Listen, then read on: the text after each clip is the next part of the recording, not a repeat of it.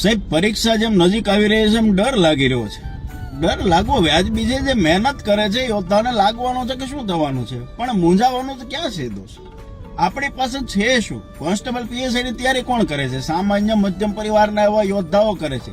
તમે તમારા મા બાપનો સંઘર્ષ જોયો છે દોસ્ત. તમારા પપ્પાના એ ઉજાગરા જોયે છે કે તમારી પાછળ એને સંઘર્ષ કર્યો છે. રાત દિવસ તમારી ફી ભરી છે એ તમે જોઈ છે.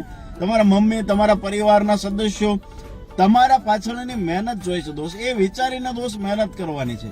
અને એને પેલા કૃષ્ણ દવેએ કીધું ને, એની બે પંક્તિ છે જીવનમાં બહુ ગમે છે મને, કે કોઈ ઉગાડે એમ કદી ઉગવાનું નહીં. આપણે તો આવળ ને બાવળની જાત, ઉગવું હોય તો પૂછવાનું નહીં. ક્યારે તમે જોયું છે કે આવળ ને બાવળ ને કોઈ પાણી પાવા ગયું છે, એને કોઈ સપોર્ટ સિસ્ટમની જરૂર પડી છે? એ તો કુંપળ ફીટી નીકળે. એમ આપણે તો આવળ ને બાવળની જાત છે દોસ્ત. તમારે સફળતા રૂપે ઉગવું છે તો પૂછવાનું નથી, મહેનત કરવાની છે. રાત દિવસ એક કરી નાખો. 2 મહિના વચ્ચે છે દોસ્ત. અને એ વર્દી પહેરીને જ ગામમાં જવાનું, શહેરમાં જવાનું, સોસાયટીમાં જવાનું છે.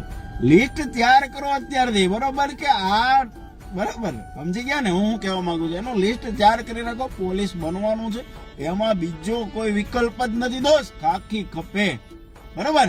ઊંઝા વગર તૈયારી કરો અને લડી લેવાનું છે. જય હિન્દ, જય ભારત.